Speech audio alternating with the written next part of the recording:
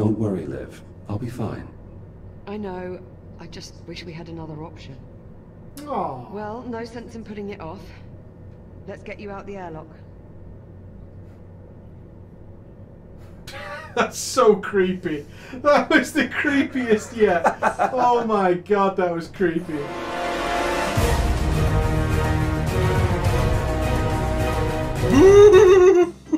I chose this one. This is for me. It's in space. Yeah, my nerd is tingling.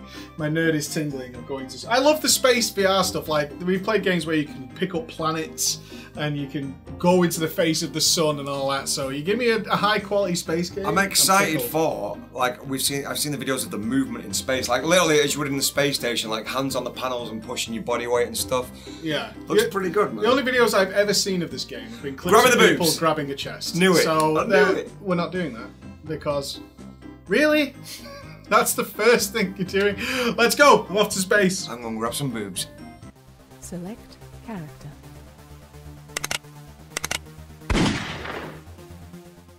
I was one goddamn week from retirement.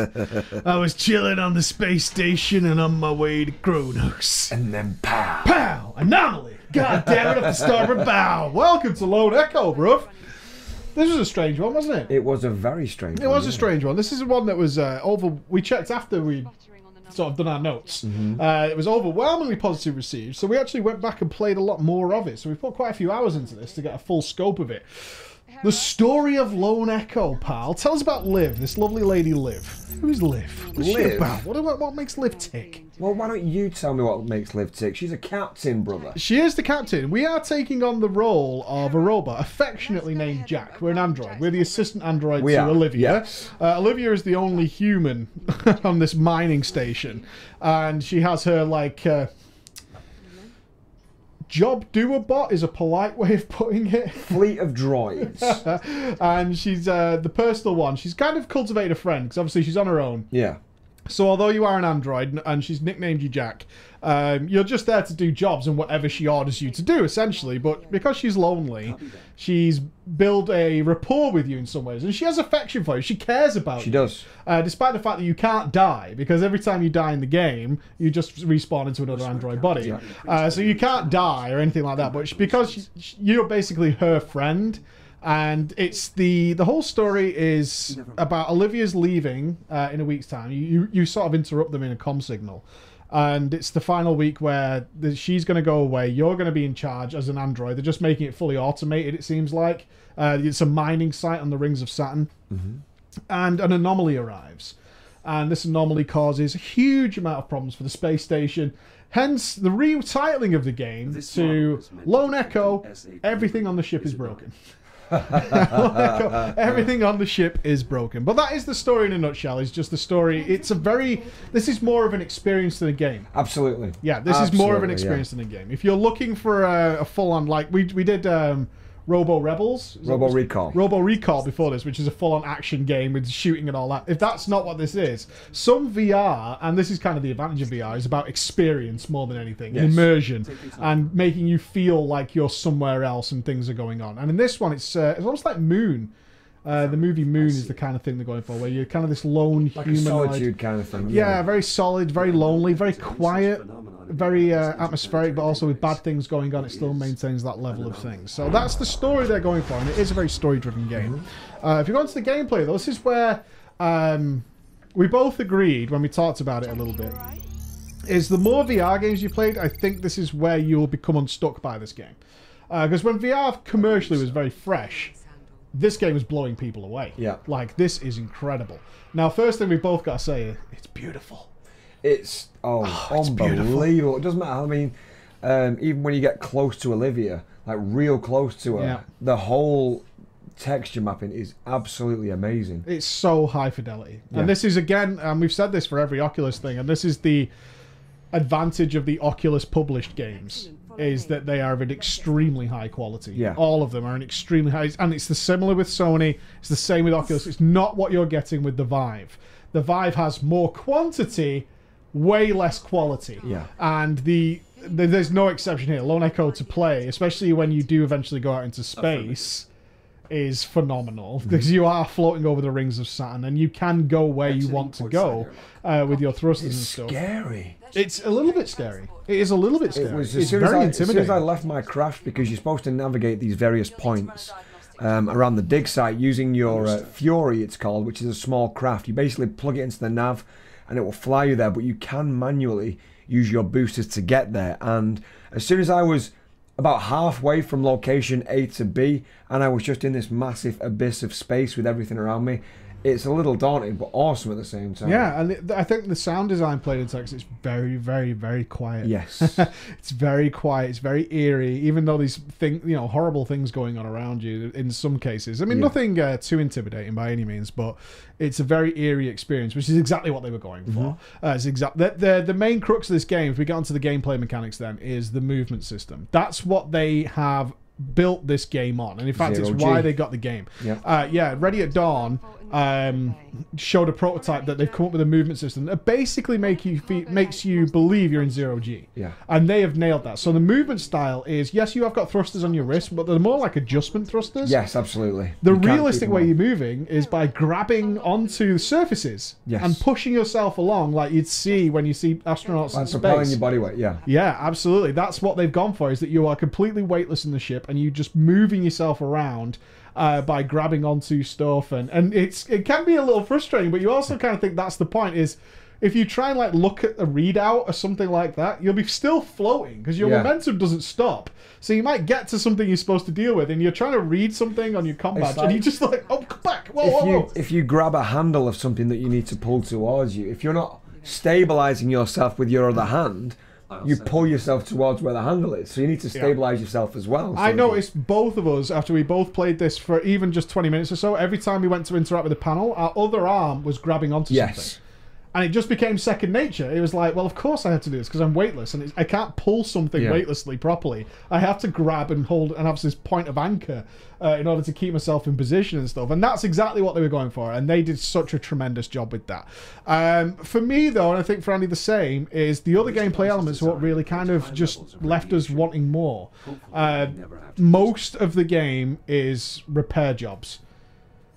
That's kind of it. Yeah, but it kind of feels like, I think it's because we played a lot of VR games, is the fact that it seemed like a series of tutorials where not a lot of things coincided, so it was like a separate area, new gimmick, separate area, new gimmick. And even though, like we say, the visual and the story was really good, the actual gameplay itself, apart from the 0G mobility, was a little kind of lackluster. It was really lackluster, unfortunately. So they'd give you sort of, like Andy said, like an extra gimmick, but basically they're extra tools every time you go into an area. So it might be the cutting torch, and then it might be the headlamp, which is very cool because you actually have to touch your head to activate your headlamp. But it might be the scanners, which are all on your wrist and things like that. But ultimately, what it came down to was rather mundane tasks. Now, whether that's intentional or not to try and fit more towards the narrative of Olivia and Jack, is entirely maybe going for that, but for me it took a long time, and a lot of the jobs were really repetitious, heavily repetitious, where you did one where you were just cooling down a containment core, and it was go to the panel, punch in a code, go to the core, unplug the core, put it in the bin, go back to the panel, punch in the code. Well, that's the thing, when I did one of them, because like you said, like you have to punch in the panel, then you have to scan the like which rod it is in the core, then you have to be given another code to be allowed to eject it. You've got to rotate it, grab the core, put it in the like evacuation pod, jettison it.